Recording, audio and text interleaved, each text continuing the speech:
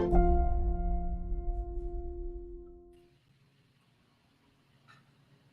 right.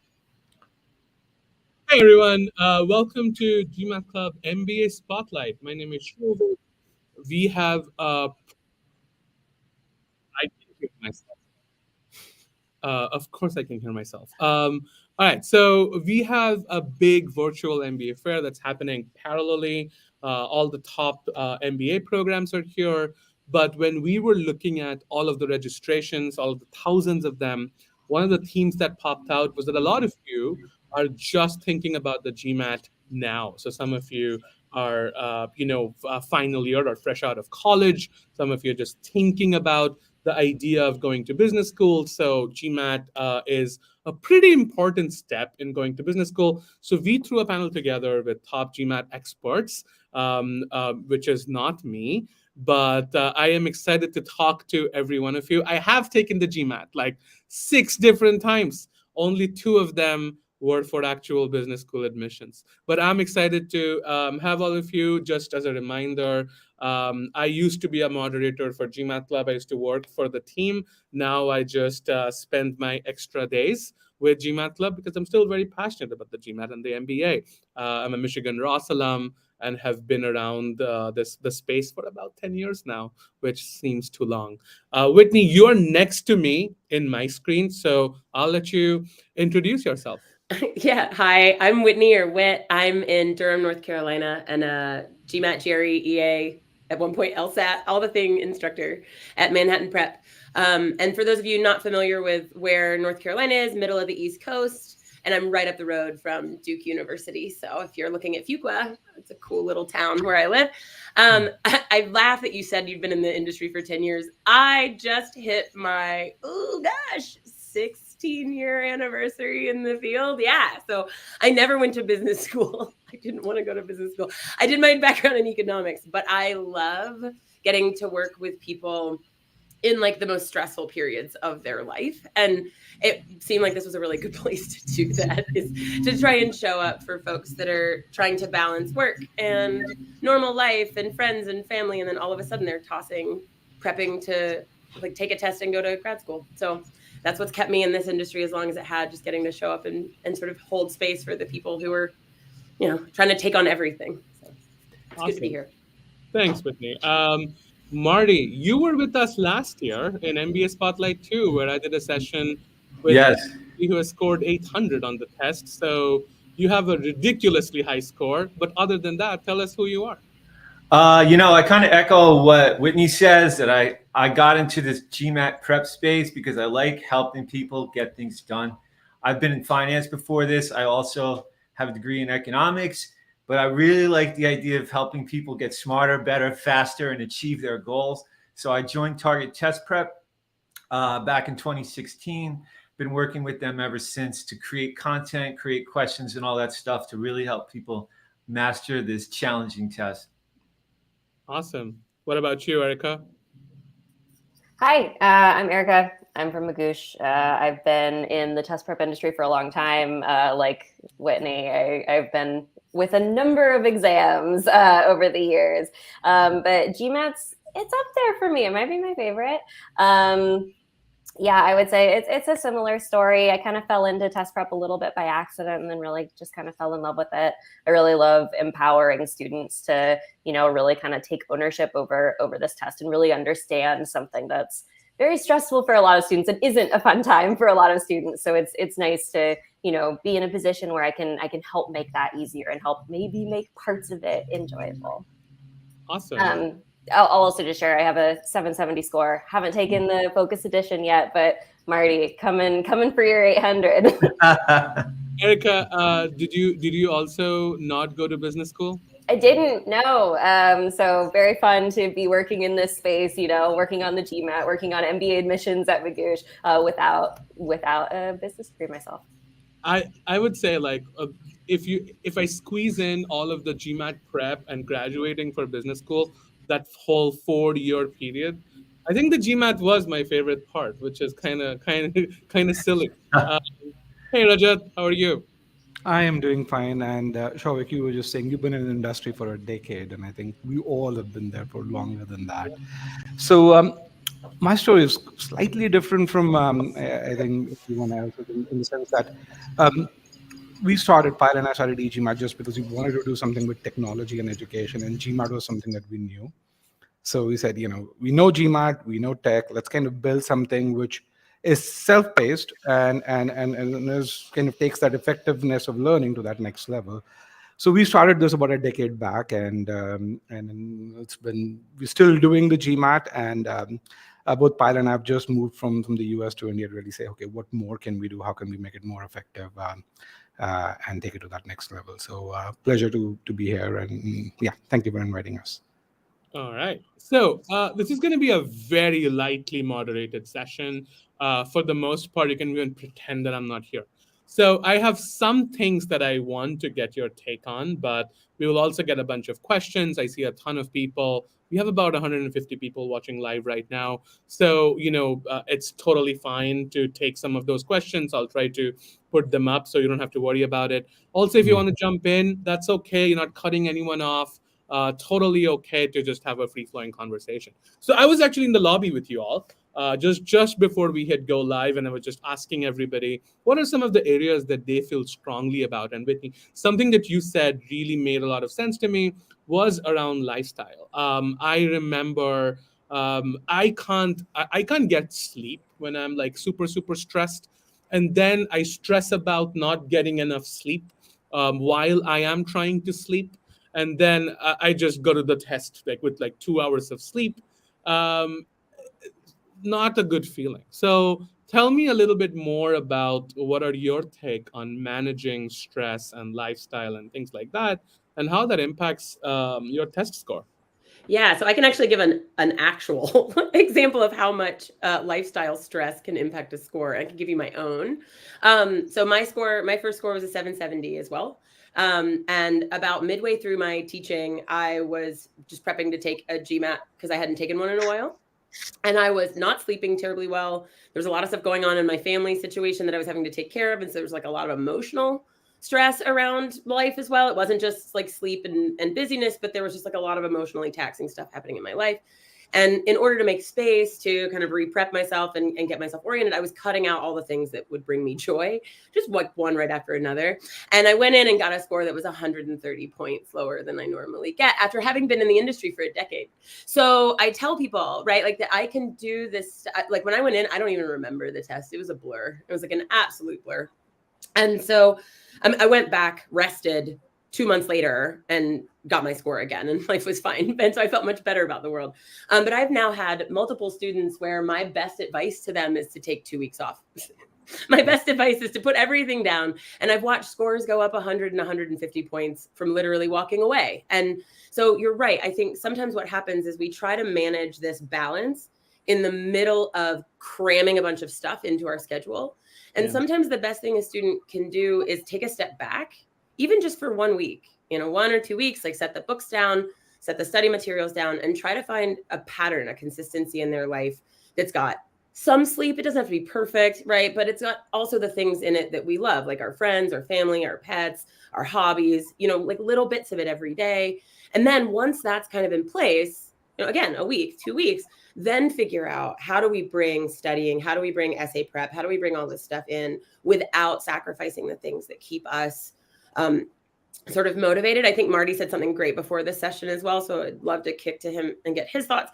But he sort of brought up this idea of kind of resilience around, it's going to be hard. It's going to be a tough road. You're going to get poor scores, or your improvement's not going to be what you want it to be overnight. Right. And so you need all these other aspects of your life to kind of bolster you along this hard road.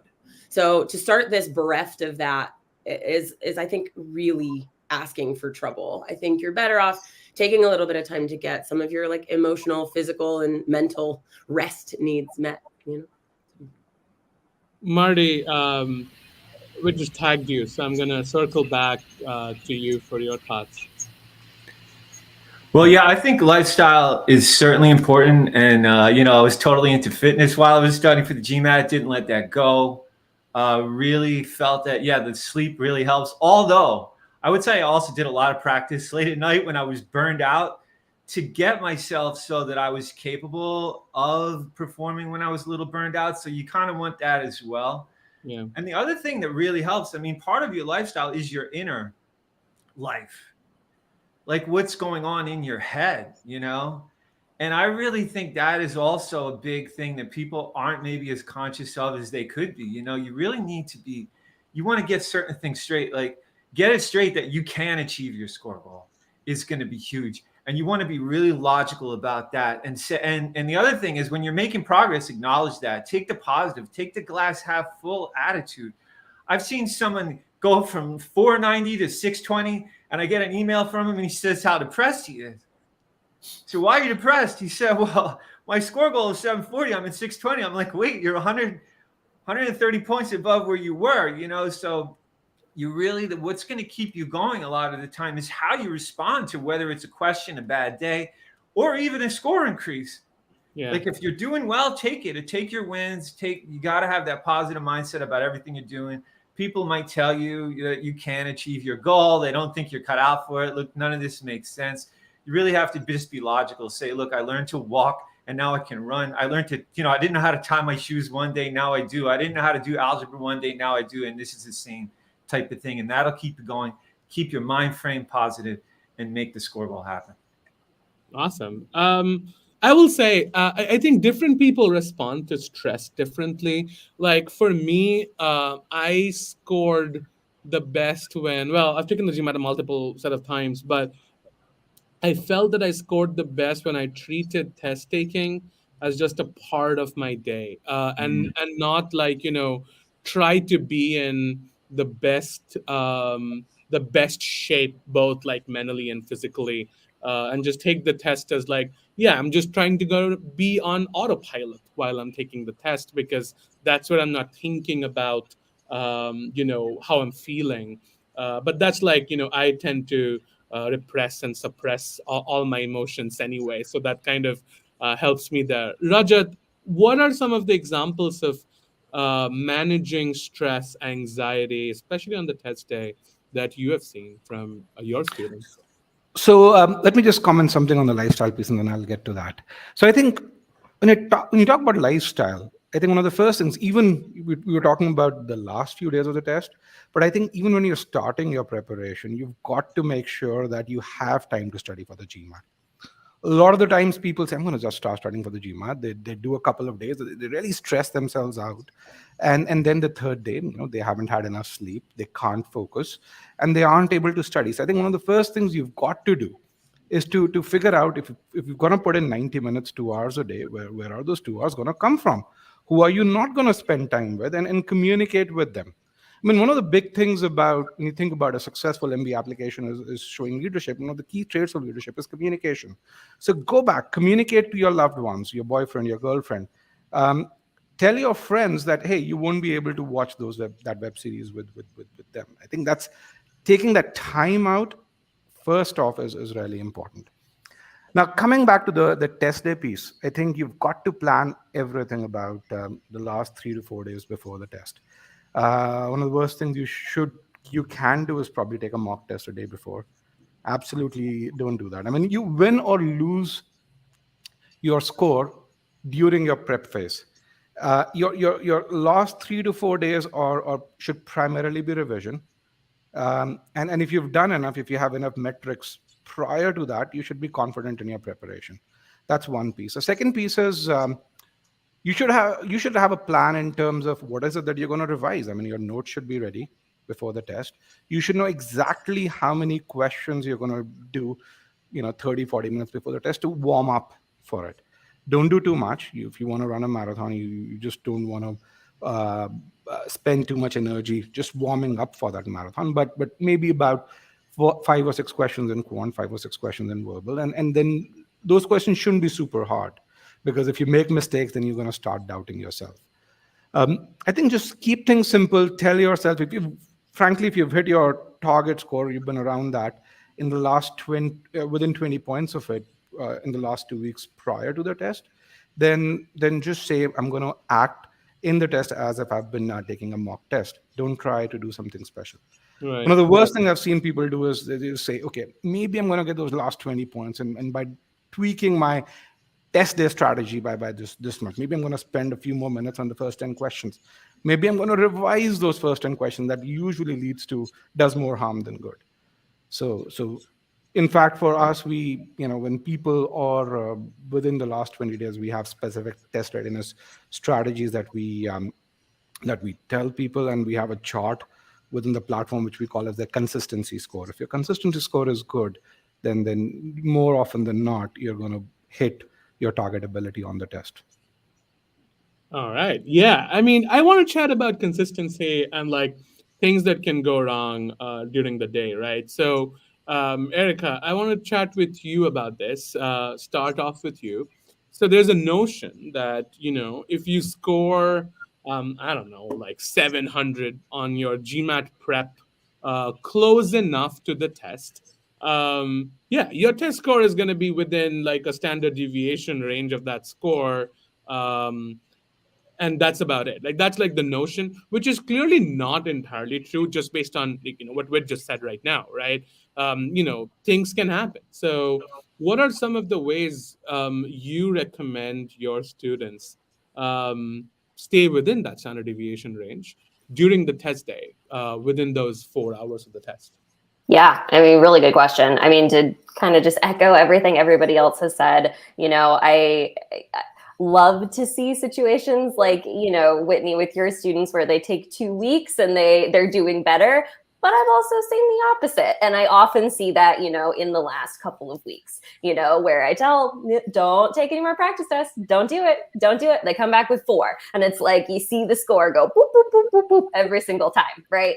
And so that's a situation, where you can see, we have gotten the score that we wanted within weeks, but then we've driven ourselves out of that zone by the time we get to test day. And then that kind of comes back to like mindset, it can really mess with your head. And so that's a situation that I've seen before. Some other situations that I've seen that have caused, lower scores on test day. One would be actually inaccurate mock tests at home, not in terms of like the test itself, because I mean, that's a dangerous game as well.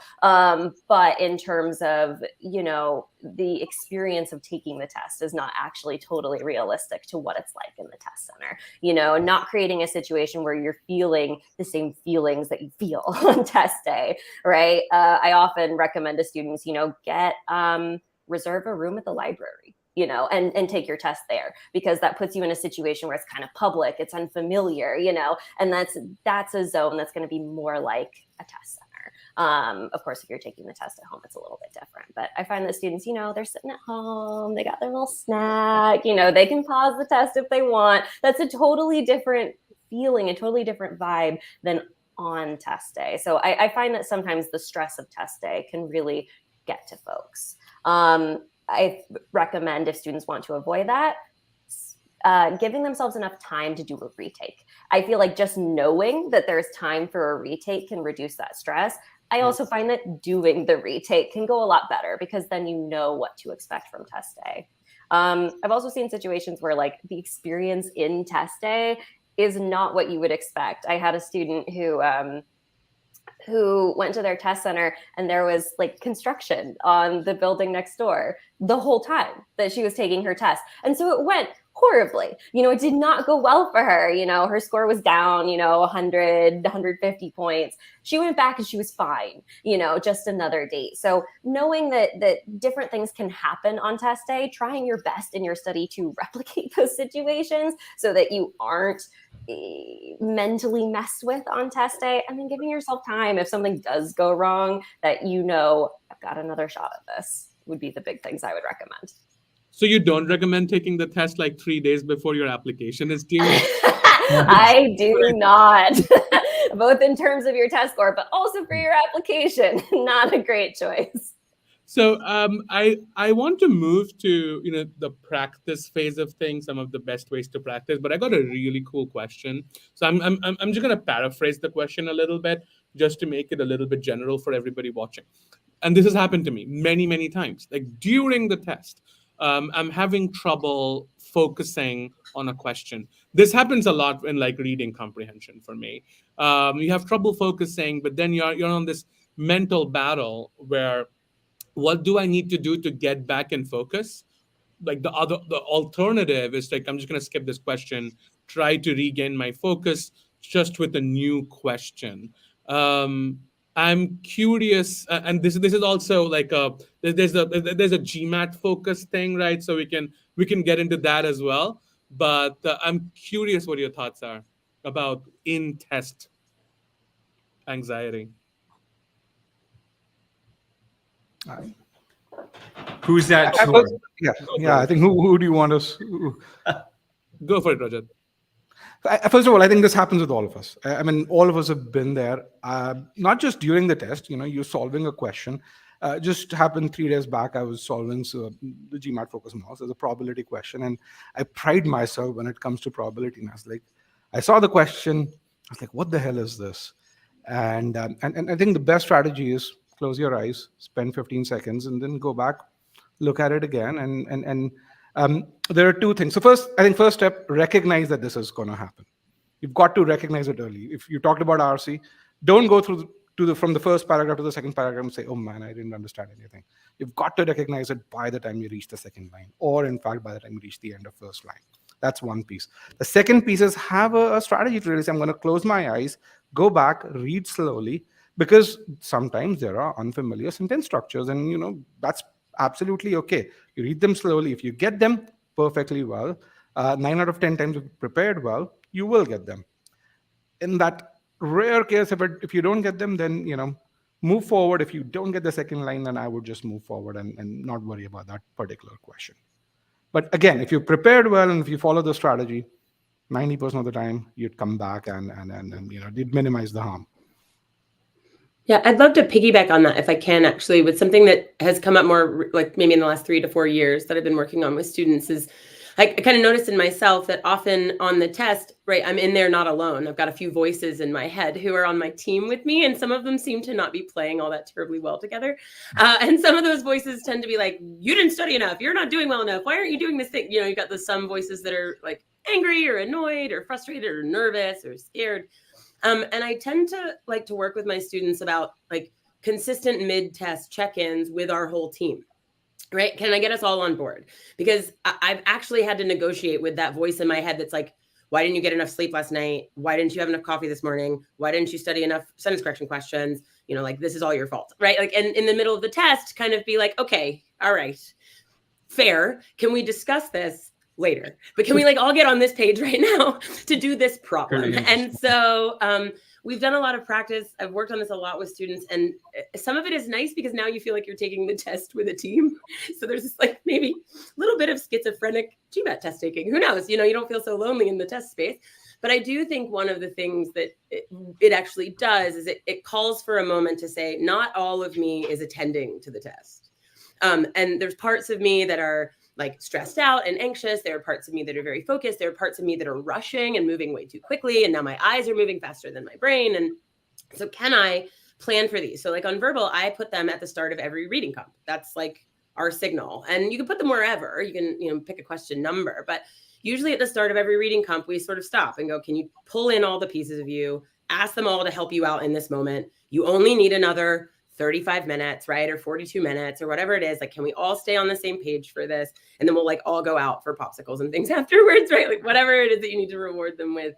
But I found that sometimes the humor of that, the softening of that, and the like depersonalizing of those voices can be really helpful in moments to get focus back.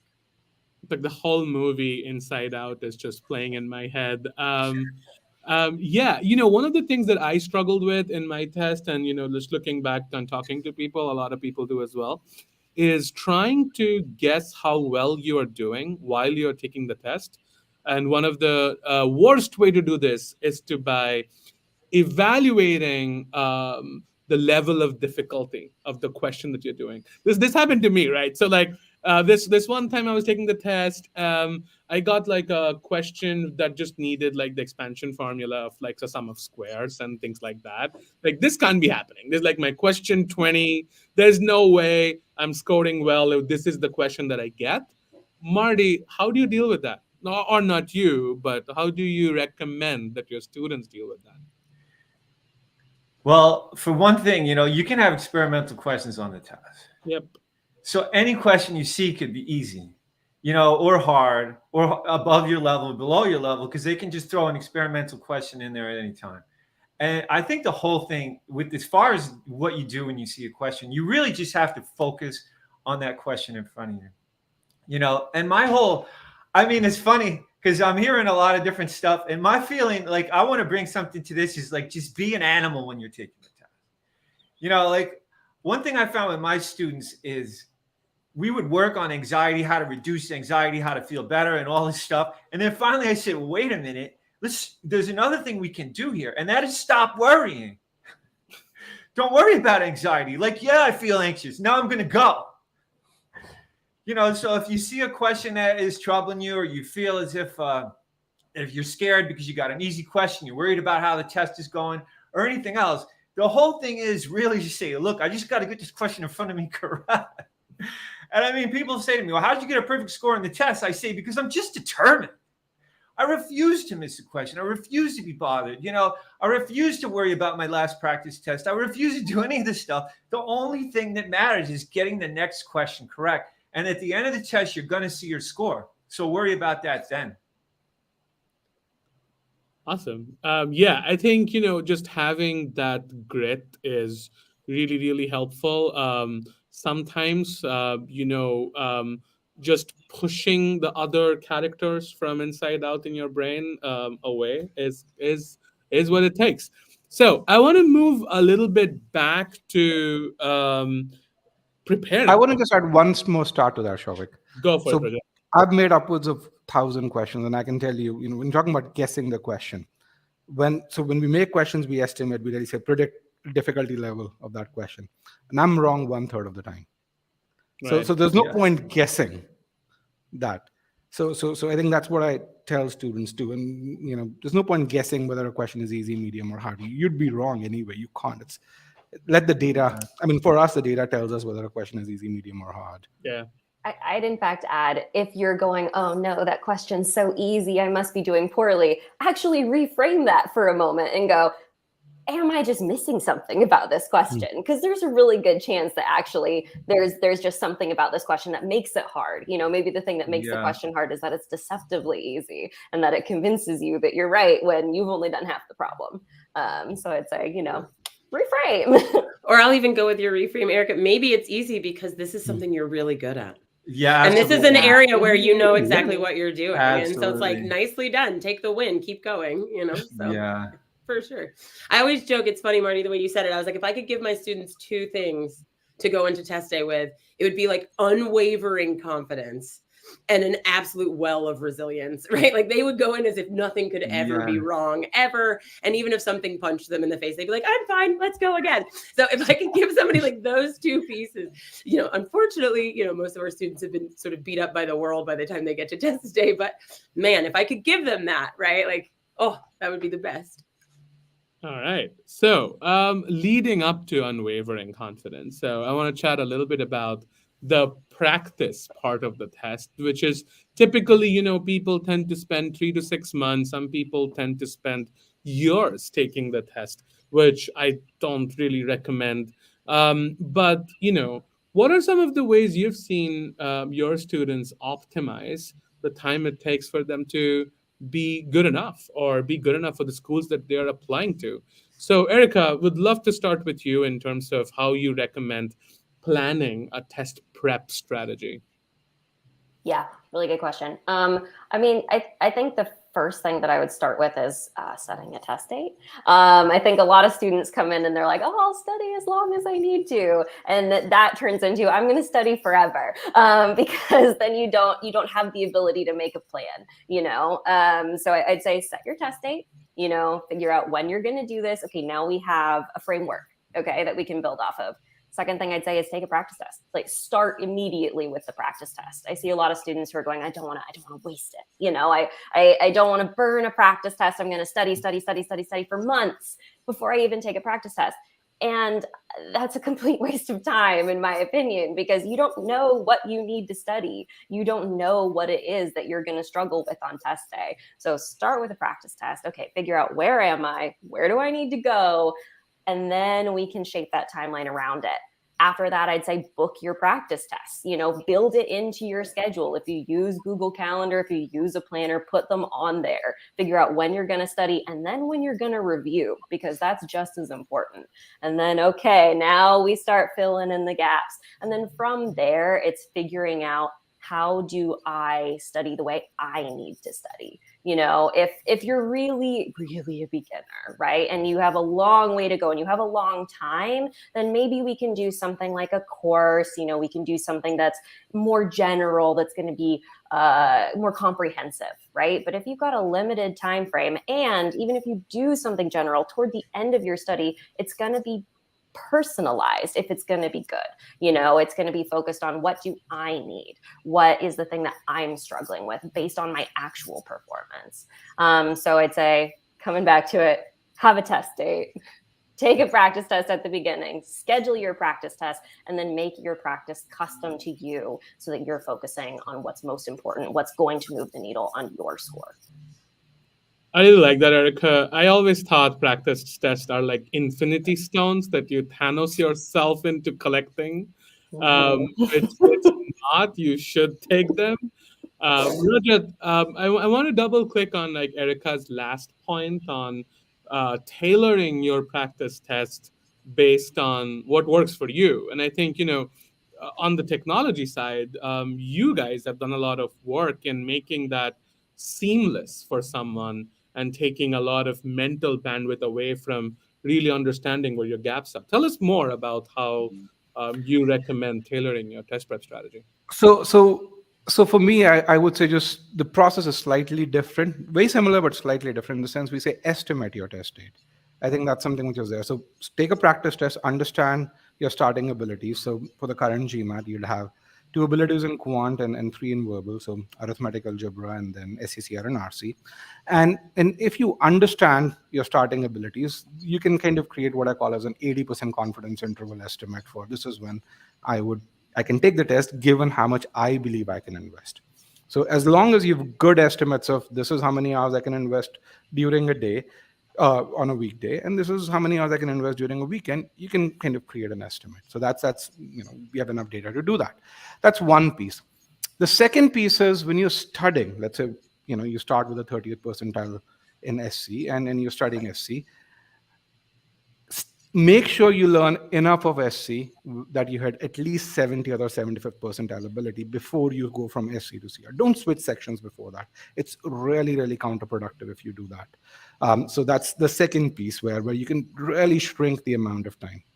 Now, how do you estimate that 75th percentile ability? That's where we give metrics around easy, medium, and hard questions. If you hit those metrics, you hit that 75th percentile ability, and at that point, you can switch from SC to number properties. You might even take a couple of days of break in between and then go there. So you can even on day one, you can define when you can take breaks. The third thing where you can really truly shrink this is use data during this. So let's kind of just focus on studying SC. Within the EGMAT platform, we have about 90 learning activities. Each of these learning activities is scaled, so you get a score out of 100 on them. If you don't hit 80% or higher, go back, revise right then and there. So if you fix gaps while learning, then that cementing phase, which is hitting that 75th percentile ability, becomes a lot faster overall. So when you do those things, that time shrinks from years to months. Again, some people will still need 6 months. If you're starting at a 350, you want to get to a 740, you will need 6 months. There's just so much gap that you have to fill. And, most people cannot put in more than 18 hours a week of studies, working full time. So that's going to take 6 months. But if you are aware,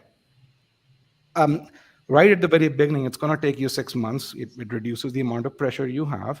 You know when you're going to hit those milestones, and that, I think, makes things a lot more planned. All right. So we have our first point of contention, and I love it. So I actually like blending question types together. And I feel like I mean, the first reason is like I'm just like I don't have the attention span of a child, so I need to like move on to shinier things. So that's just the first piece of it. The second piece actually is I feel that the GMAT is really, at least for me, is a test of discipline and focus. And I feel like my biggest challenge has been, can I make sure to read everything properly and like not try to rush into like, oh yeah, this is just a question of a polynomial angle formula. Let me just plug that in and like call it a day. And like, things that I'm really bad at, things like RC, has actually helped me just improve my focus, which I then have used in data sufficiency. So wait, I'm coming back to you. What are Yeah. your thoughts of, not just blending question types, but also, effective practice strategy while you're Yeah. in the, you have set up a test date or an estimated test date, by the way, which I'm a big fan of. Yeah, same. How do you go about, Yeah. pushing yourself to do really well? Yeah, I think Erica and I are probably like quite similar. I just found myself like, yes, exactly. Like, it's like, wow, you and I sit in the same sessions, don't we? But no, so I look at 3 test dates just to like throw that out there. I'm like drop dead date, second date, first date. Because to the point from earlier, I want to make sure that you're taking this test multiple times. I want you to show business schools that you're taking the test at least twice. It shows grit. It's a free signal to business schools that you've taken it more than once, so why not use it? Back those up and then keep coming back. Another point about these really long windows of time with no dead date is, like Parkinson's law is a thing. Like the longer you make your window, the bigger you make your project. And that doesn't necessarily make it better. It just makes it more bloated. And so I think we have to be really careful saying, you're going to spend 15 hours a week for the next 6 months. No one is going to maintain that. Like they're just not going to. Nobody has that kind of bandwidth or that sort of stamina. This test is going to get really boring. But to your other point about mixing test question types and strategies, I think it's really essential for the GMAT that we do that, because I don't think any of us would be in the room teaching the GMAT if it weren't a test of creativity. I think we would all be so bored with this exam and bored with these questions if it were just rote memorization, like regurgitate formulas and flashcards, right? So what makes those of us in our industry love this exam is that each question forces you to like stop, reflect what's happening in front of you, and try and make sense creatively of a lot of different inputs, and then predict, how am I supposed to solve this slightly new, slightly different problem? And so if we get into a space, I find, or at least like the learning science seems to be bearing this out, if we get into a space of like a lot of repetition, the way we used to study when we were kids, to your point, right?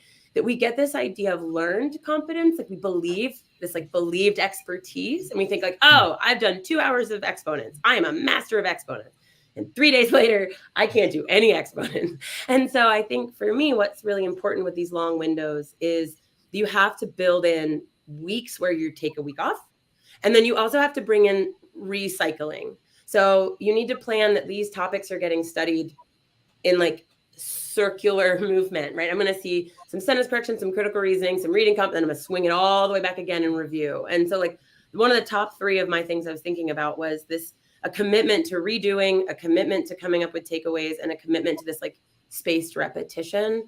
So as you're building out your calendar, it can't be that I only give myself enough time to touch everything once until it feels strong and then move on. I have to be able to spend a big chunk of time coming back and having forgotten it, having to remember it, right? That forget and recall is what's going to make me capable on test day of then filtering all the pieces together for, let's say, a quant problem or a sentence correction problem, or even like reading comp, like, oh, okay, this is what I'm looking for inference. Okay, I see how I'm supposed to go look for the answer to this question. So I tend to be much more of a like, let's shuffle, one, for entertainment's sake, but also because I think in terms of what the test requires of us, we So have I to be able think to recall in a vacuum. that part works really well if you hit that 70th percentile.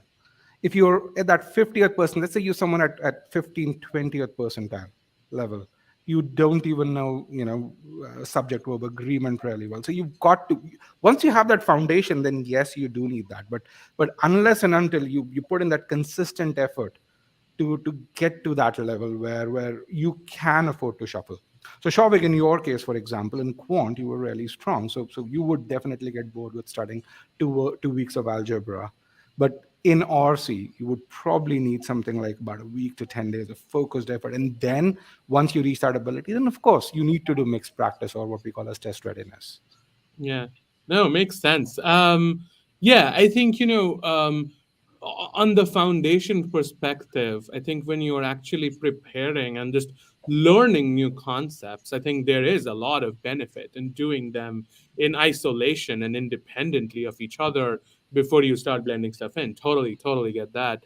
Um, Marty, I want your take on something which said about like building competence to repeatability. I mean, I don't want to like put words in your mouth, but that was super important to me because I felt that I would always miss like preconditions, like in some random question like x is an integer, and I would just plug in like random numbers and decimals, and I would just forget that x is an integer, and then the GMAT would just make it really hard. Like, oh, x is a positive integer, so it can't even be zero. So so I would always forget preconditions. So one of the ways I tackle that, like even if it's like the easiest question, I would always write that precondition down because I know, like in my head, like I'm always trying to cut corners. That just like how I do things, and it translates very poorly on the test. So that's why I think that GMAT is generally a test of like, do you have great attention to detail, and that's pretty much it. That just what it tests for me. But Marty, I'm curious on patterns that you see your students fall for again and again, mistakes that they make again and again. What is your strategy other than being really hard on yourself, which works for me? Right. I mean, I think the first thing is not to be hard on yourself at all and to see this GMAT as a game. And somebody was just asking, like, well, if I'm using your target test prep course, I'm skipping easy questions because they're boring me. That was just, you got to play the game a lot, and you don't want to mess around in your prep. So a lot of what you want to do is just figure out what you do. What do I do? Like, you said something about writing it down. To me, one thing you can do is make an error log, figure out what you do. Do you fall into answer choice E in sentence correction questions? Do you, I personally get super excited when I'm almost done with a quant question, and inevitably like the last calculation is where I miss it if I'm going to, So I know that I do that. So if you know that you do these things, well, catch yourself before you do it. When you get to the end of the quant question, say, this is where I messed this up. When you get to a critical reasoning question, say, a lot of the time I end up guessing between the last two choices. I know I shouldn't be doing that. So I think knowing your patterns is really, really going to be a key thing. And the other thing, as I was saying, just play the game a lot. Give yourself, I remember in my prep, it would get me once, that integer thing. And then it would get me twice, the same integer thing. And then the third time it would not get me. So a lot of practice is really going to help, a lot of practice it's just practice a lot, play it like a game, enjoy it, do not get down on yourself. The whole thing is, how can I win? And see everything as little wins. And I'll bring that in as another thing you can do with your prep. Look, a lot of us see this as drudgery. People are talking about, we're talking about planning out your prep. When am I going to finish all these topics and all this stuff, right? If you look at your prep as, well, here's what I need to do is learn enough to get to my score goal. So each topic becomes a win that's adding points to your level, so you learn combinations, your score just went up a little bit. You learn overlapping sets, your score just went up a little bit. So see everything as a win, and so you're trying to win all the time. Play it like a game, feel good, enjoy, and that'll keep you motivated as well. All right. Yeah, I think that's looking at it as a game is always a really good piece of advice. But you also like want to get better at a game and not have your business school admissions hang in the balance for your game. But I understand what you're saying, and that has helped me in the gym. Like that mindset like has helped me work out better. Yeah. And I think that's the same thing applies to the GMAT as well. We have about 15 more minutes to go. I want to follow up with something that Marty said with you, Erica. But before that, I just want to give people maybe like some parallel workload. I want to end the session with just one habit that you can change today, and this can be whatever you want. And I can go around the room towards the end. So I want to plant that seed in your head. We'll just do that at the last 5 minutes. So if you could change one habit of your students, what would that be?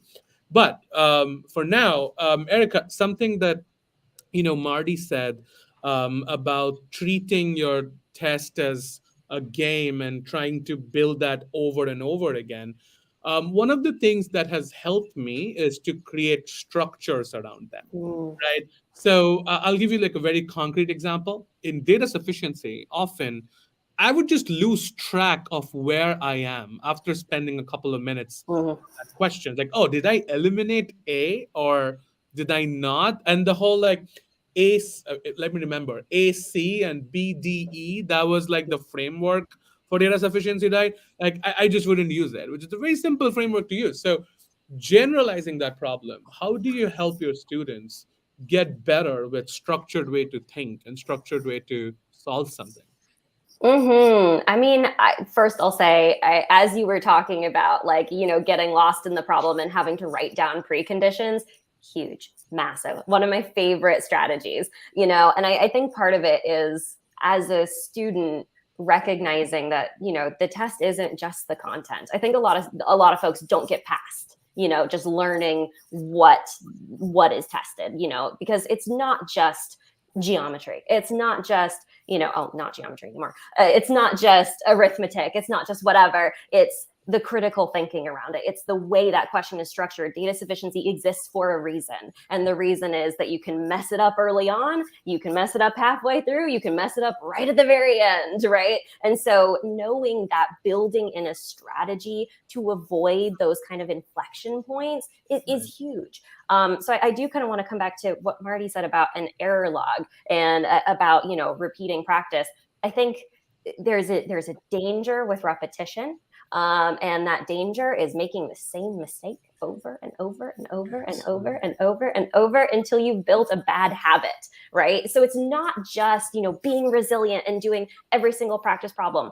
The worst thing that I hear in my study is a student who comes and says, I've done all the problems in the OG. And I go, oh no, we have to unlearn a lot of stuff, all right? Because already you've built probably a lot of really terrible habits that we got to break now and got to build good habits.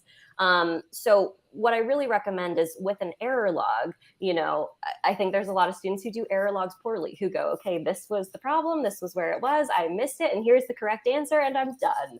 And that's not it. I really recommend with the error log the steps of, why did I miss this? And this comes to Marty. What are my habits? Who am I? What are the mistakes that I'm making in the process? And usually it's not content. Usually it's strategy. It's somewhere that I'm messing up in my approach to the problem. And then not just why, but then how am I going to fix this? And that comes back to what you were saying about building structures.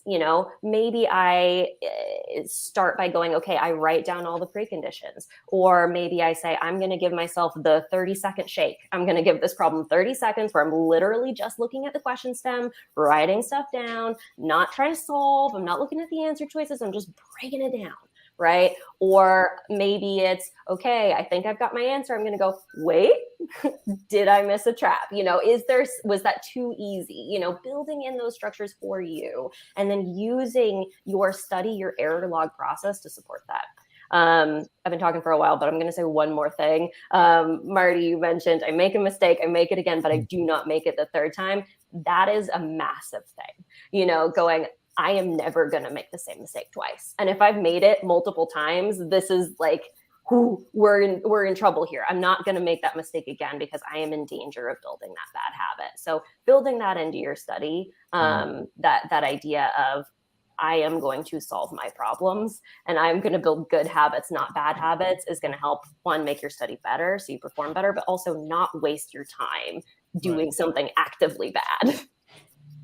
No, totally. Yeah, I wanted to comment. Something you said, Erica, was really great. And I think it sort of builds on the piece that I think about when I think about the test, that it's not just about content. It's about the sort of problem solving on top of it. And one of the things I find with my students who have done what you said, the like disaster when they show up and they've done 4,000, they've done every OG all the way back to the 2008. And I'm like, oh my God, I haven't even done every OG going back to the 2008 and I've been around that long. Like, oh God, what are we going to do? But I think one of the things for me is that students have this addiction to the answer key and this addiction to the explanation. And this idea that if I do a problem and I read an explanation and the explanation makes sense, then I've learned. And there's this idea that when I read the explanation, all you've learned, if you're catching yourself say things like, oh, aha, that makes so much sense. You've learned that someone out there knows how to write a decent explanation. Like you don't know what you're doing, but like that person just wasn't terrible at explanation writing. And so to your point about the takeaway, one of the things I find is that impatience to what's the right answer, or what's the explanation, bleeds into test day. And then students don't grapple with a problem in the first 30 seconds. They panic about a problem in the first 30 seconds because there's no book to flip to the back of. And so what I feel like we have to build as individual test takers for our students is the resilience of that first minute of sitting with like, I have no idea what's happening right now. I don't know what's on the screen. Like I've never seen this problem before. How can I start to attack it in a way of like, how can I be curious? How can I see what looks familiar? How can I be okay with having no idea what I'm supposed to do and still fighting for that? And so I think one of the things in this piece, sort of to add to Erica's review log, which I love, and Marty's same, is for me, I like to slow down the use of the explanation, particularly for things like verbal and data sufficiency, because just knowing the correct answer letter might be enough for you to reverse engineer what you did wrong, right? So you're like still on the hook, you're thinking, you're trying to like, well, okay, how I got A, they said D, how is that possible? But then even the explanation becomes like, I read a sentence, I stop, I ask, okay, does that get me unstuck? Does that differ from what I did, or does that agree with what I did? And then I go another step and another step. I sort of liken it to taking like thinking you're going to take a cooking class, and all of a sudden you get there and you're like watching a person on the screen cook and you're not allowed to touch anything. It's like, you'd be crazy, but give me the bowl, give me the beaters, right? Like, let me do it. Yet somehow we don't do that with our explanations. We're happy to sit by passively and just like let them talk us through the process. And generally speaking, I find if we can stay more active in that, like, okay, I'm going to keep fighting for my own answer, like to your point, right? I'm going to keep fighting to get it myself. I'm going to keep fighting to get over the hump. I'm going to learn the technique of fighting for an answer. Then I can mimic that on test day, where I'm willing to like dig in at it. But then I can also recognize, holy cow, I've been fighting for this for a minute and a half. I'm still lost. Let's let this one go and go to the next one. But I think we lose that excitement and fight for the creative problem solving when we just crank questions, or we let our students just crank questions. And so I feel like that for me is one of the biggest shifts that a lot of my students have to make from the very beginning. Right. And like the explanations on the OG are not great. I mean, there was somebody from the GMAT team tomorrow. Like, please don't hate me. I still want to be around, but the explanations could use some work. Like, what do you mean this sentence is awkward? I'm like a non-native speaker. I don't know what that means. And I think what has worked for me, and like I want to come back to Raja to give me a more generalized version of what I'm about to say. Like, what worked for me is, can I very precisely articulate why an incorrect answer choice is actually wrong? And until I'm able to do that for all the 4 incorrect answer choices, I'm not allowed to move on. That's like the error logging is not complete till I am able to do that. Roger, my question to you is, sorry, Marty, were you saying something? I was going to say absolutely. I'm just saying absolutely. That's it. Yeah, that's it. Yeah. I think that's actually what you're doing as you're practicing. It's not, if you can get the question correct, but you don't know those 4 answers, then you haven't done it. So Roger, there's a lot of like strategy out there, right? So you should, write down like A, B, C, D, E for every single question and like strike them off as you go. For data sufficiency, you write down A, C, and B, D, E. You write preconditions. There's just a lot of strategy out there. And one of the pitfalls that I, had at the beginning was like, yeah, let me try this strategy that this internet stranger is telling me to do. Oh, it didn't work for me. Let me try the same thing, but from somebody else on the internet. So like, how do you understand how to make sense of the noise out there, all the strategies out there, and then how do you reason about implementing one that works for you? How do you beta test all of these strategies? That's a great question. So I think, first of all, don't just take a strategy because I'm saying, or because Whitney is saying, or because Marty is saying. I think, first of all, just take it because it makes sense to you. If for me, for example, when 2010 someone said GMAT SC is a test of grammar, it just didn't make sense to me. It's like, someone's going to go do an MBA, why the hell should they know grammar? They're not trying to be a grammarian out there. And so you have a strategy, you have a bunch of questions, try applying that strategy. It doesn't cost a whole lot to apply that strategy to 5 questions and see, does it make sense? And you kind of give an excellent framework to really say, hey, can I reject 5 answer choices conclusively using that strategy and accept the one? And am I 100% certain? If I can do that using that strategy, then absolutely that strategy is golden. Okay. And this applies a lot more to how should you approach questions, not so much about right, A, B, C, D, E. So there are strategies which are how should you approach questions to get to the right answer, and then there are strategies as to how do you avoid careless mistakes and be efficient. So writing ABCD is more in that category of how to avoid careless mistakes, how to be more efficient over there. But in terms of when you're reading an argument, for example, in critical reasoning, um, are you synthesizing the argument? Are you visualizing the conclusion in your own mind? That's a strategy that you can apply to 5 questions, and if that helps you get a better understanding of the question, if it helps you be more confident about the answer, then absolutely that's the right strategy. If on the other hand it doesn't help you Right. do that, then of course it's not the right strategy. And I think that's the good thing is, given the plethora of questions out there, it's fairly easy if you truly understand the strategy to apply the strategy on a small sample of questions and do a beta test. And Right. if it works, then recursively do that. And that's kind of where you iterate and get better at it. Right. Now Same this. thing with RC, for example. Read the first line and the last line. There's a strategy that exists like that. Try applying it in 4 to 5 passages. You're going to find it's not going to work. Right. Uh, Yeah, I mean, that's kind of like the framework. I really like what you said about look at a strategy, see if it makes sense to you first. Like, not every single piece of advice applies to everybody en masse, right? And then see if it's actually yielding like real results. So I really like that as well. yeah. 2 quick PSAs, and then we'll move on to the thing that I wanted to finish with.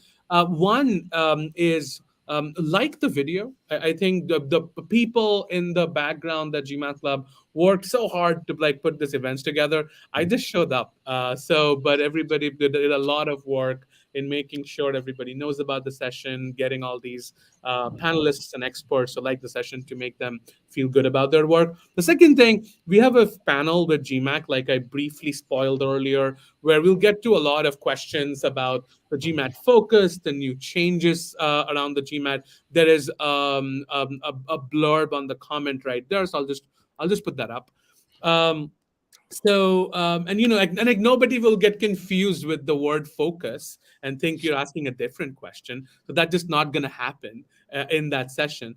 But yeah, so those are the 2 things that I wanted to quickly call out.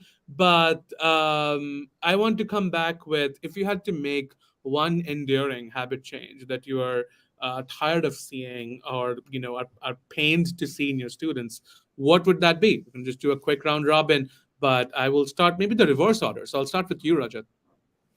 Oh, one's really difficult to choose. I think so. If I were to really say one habit that, in my opinion, would have the biggest impact on what we call as a product metric, which is increase the percentage of 700 scorers, 700 or higher, that would be having an attitude to learn. You're going for the GMAT, a lot of people really say, "Hey, how can I solve this question? How can I solve this question?" As you were talking about, what's the correct answer? When people have that attitude, they forego that attitude to learn. And more people who we see who have an attitude to learn, where they come in and really say, hey, I need to learn certain things, and as I get better at learning, I'm going to see a much higher hit rate. As more and more people adopt that attitude, I believe we'll have more and more 700 scorers. I think that's one thing that I would say. All right, makes sense. I'm just going to remind people I'm starting to get yelled at by my GMAT Club friends that we are getting pretty out of time. So I'm going to ask folks to keep 30 seconds as a time check. Erica? Related to wanting to learn, I would say I would encourage folks to grapple again with the problem, more kind of like Whitney was saying, taking the time with reviewing, with the error logging, figuring out, me personally, what do I need to do rather than drilling. I would say 50% less problems, 50% more time reviewing those problems. All right. Yeah, I really, really, really like that. It's not about the volume. Who cares how many questions you did? Marty? I'll build on the same thing. I probably talk to, I don't know how many people a week contact me and say, why is my score not increasing? And the main thing I tell them is you're doing your practice questions too fast. You're not prioritizing accuracy. You're not prioritizing learning. You're burning through these questions. You getting most of them correct, let's say 60%, is not going to get you to your score goal. You need to be shooting for high accuracy, above 80%, preferably above 90%. If it takes you 10 minutes per question, go for that accuracy. It's going to take care of a lot. Whit? Yeah, so I think all of those are amazing. So I'm going to add something wildly different. And it's that I think you should put something on your calendar that's refueling every single day. That there's no way you'll make it through this process if you don't actively engage with the things in your life that make you feel more complete and more yourself. And when you're doing those things, do only those things. Don't be thinking I should have been studying with this time, or I should have been flashcarding, but actually revel in the things that make you you, so that when you come back to your study, you can do so more fully. Awesome. This was That's such very well a said. discussion. I mean, we absolutely have to probably do a round two because we couldn't get through any of the questions. Well, I mean, we kind of answered a lot in the stuff that we were saying, but it would be good to do a redo where we answered just questions. Thank you so much, all of you, to come here super early in the morning here where I am at least, and super late into the evening for you, Rajat. Thanks for making the time, everybody. I'm just gonna end the live stream now, but GMAT Club, thanks so much for hosting, and thanks everybody for coming. Bye. Thanks all. Thank you. Take care, y'all. Thanks. Bye.